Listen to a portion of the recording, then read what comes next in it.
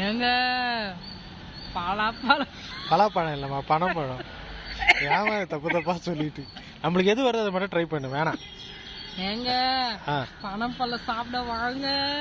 நீ வச்சுங்க, நீ தான் சாப்பிடணும். நான் சின்ன வயசுல எங்கள் ஹாஸ்டலில் வந்து ஸ்கூலுக்கு போகிற வழியில் பனைமரத்துலேருந்து விழும். நாங்கள் அதை எடுத்துகிட்டு வந்து சுட்டு எங்கள் ஹாஸ்டல் பசங்க நாங்கள்லாம் ஷேர் பண்ணி சாப்பிடுவோம். அதுக்கப்புறமா இப்போ தான் சாப்பிட்றேன். செம்ம டேஸ்ட்டாக இருக்கும்.